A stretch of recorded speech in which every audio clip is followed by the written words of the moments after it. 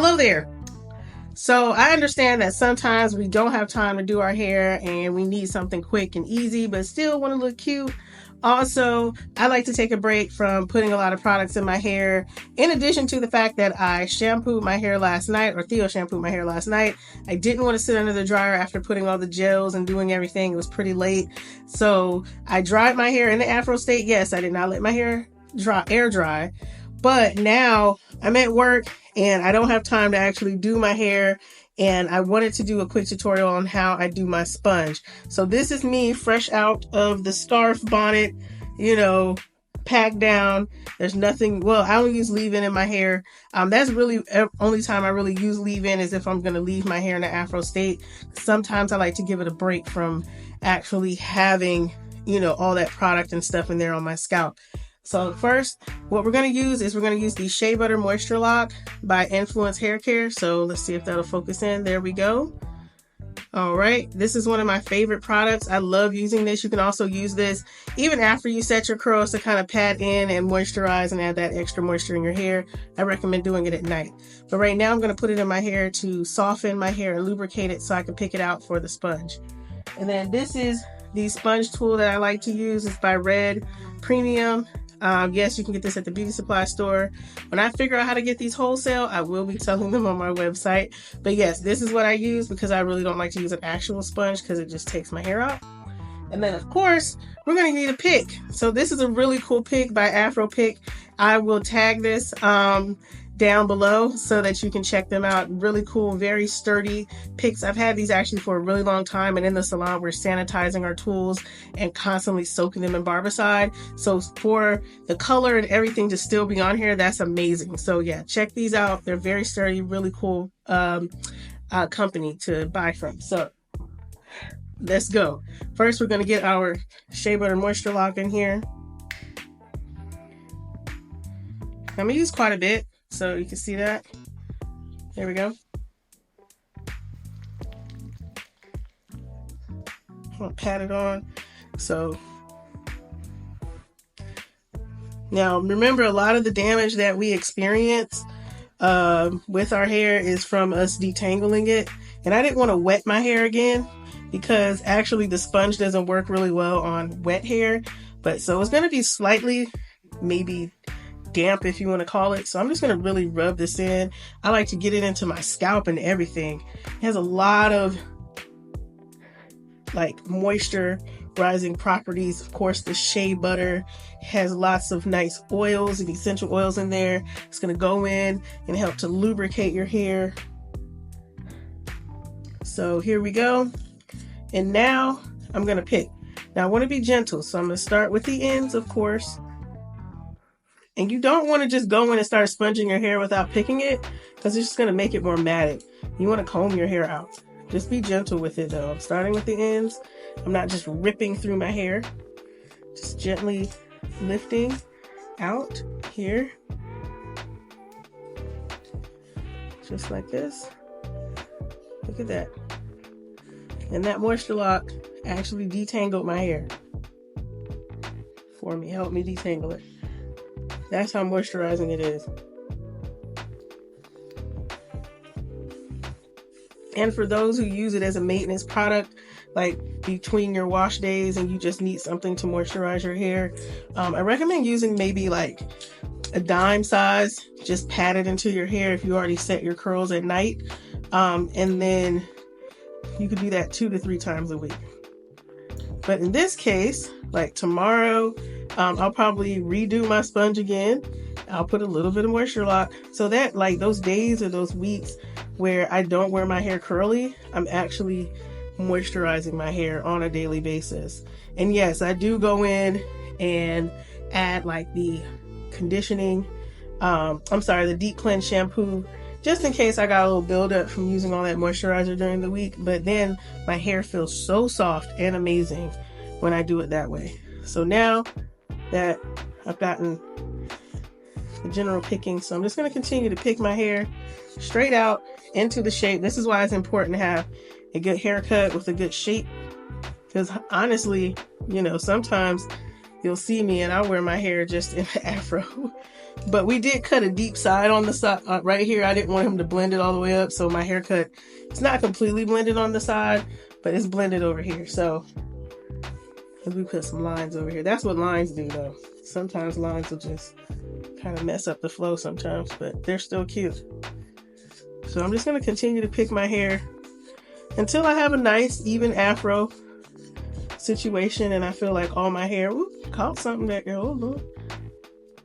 Feel like I'm able to get through all of my hair just like that. There we go. Love, love, love. Look at that. Ooh, easy, easy. And if you feel like some areas just not lubricated enough, add a little bit more moisturizer. That is okay. And this is a good way to get rid of shed hair so it doesn't get tangled up in your afro. So now my hair is nice. Looking in the mirror, looking in the camera here. So now that my hair is nice and picked out and in the shape. So now, because I know which way my curl goes, so this is a really good tip, is pay attention to where your curl goes. So my curls curl backwards like this. So that's the way that I'm going to sponge. So I'm just going to go in and start going in circles. Now I'm not going to press too hard at first because I don't want to mess up my shape. So I'm just going to go on the surface and I'm going to continue to do this in tight circles. You don't want to go all around like that. That's going to give you those big chunky pieces and that's not what we're looking for. We want nice controlled peaks.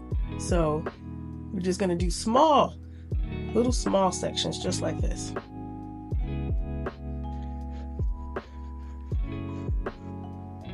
You see it's already coming together. But I want these to be a little bit more defined. So here's the trick. This is what the thing. You don't want to get this and go the opposite way and undo what you just did. So what I like to do is kind of take my hand and keep that rotation going. So when I switch hands, I know that it's going in the same direction. There's nothing worse than going in the opposite direction and undoing what you did. So we're going to go a little bit faster.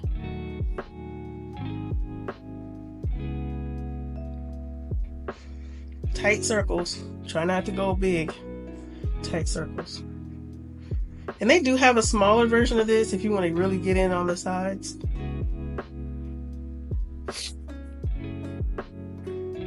Tight circles, little circles.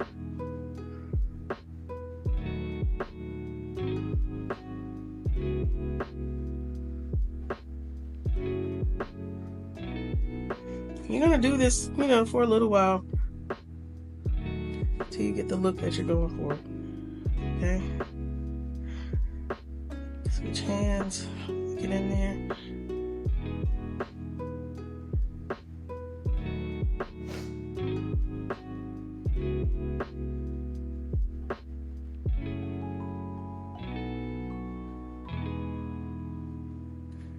And now that I have my base, I'm going to press a little bit harder, not too hard, because I don't really want to mess it up, and just really try to get that separation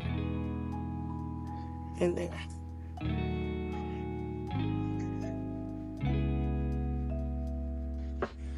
And sometimes I like to spend a little time on each section. So I'll say maybe 10 to 15 swirls on each section.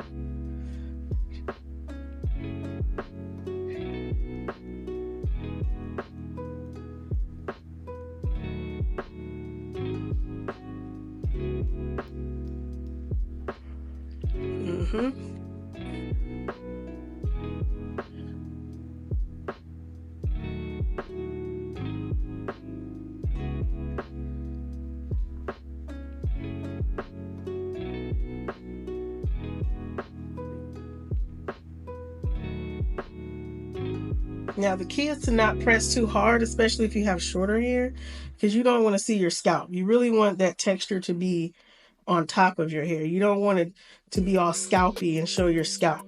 That's you're pressing too hard or you're twisting it too much. So really try to keep it on the surface of your hair so that you don't have that scalpy look, and use smaller rotations, smaller circles, especially if you have thinner, finer hair, so that you get more peaks, more spread out, and you don't have big chunky pieces. That's exposing your scalp. So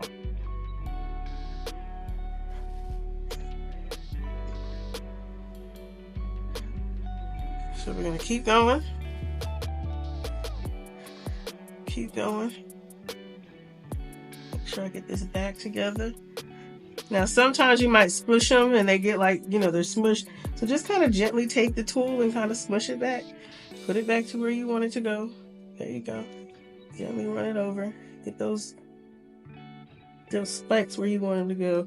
I think this is one of the most unique hairstyles because, it's very easy.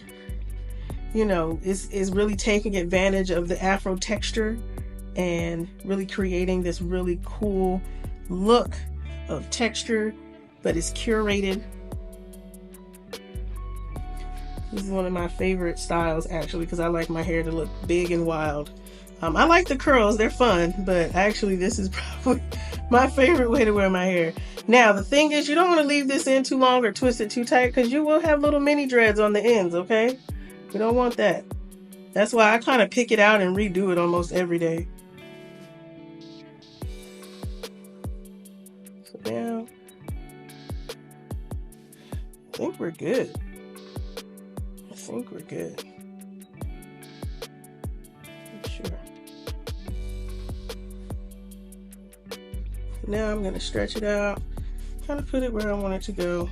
And no, this is not going to be super shiny, because natural hair, because of the crinkles and waves in our natural hair, it does not reflect light. So there's a lot of different surfaces. So your hair will have a nice sheen or something, but this is not going to look shiny. And honestly, I don't think I would want it to look shiny. That would probably look kind of weird.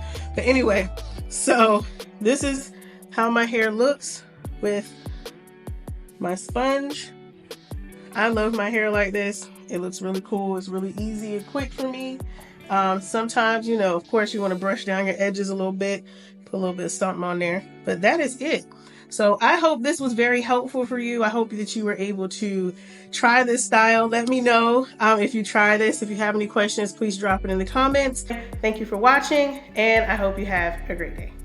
Oh, so it's probably gonna happen. Someone's gonna ask me, can I see the back? So here you go. My bad. My bad. Hold on. There you go. So there's the back. There's the top, the side. I will give myself an edge up or have Theo edge me up a little bit later, but there you go. Thanks again. Bye.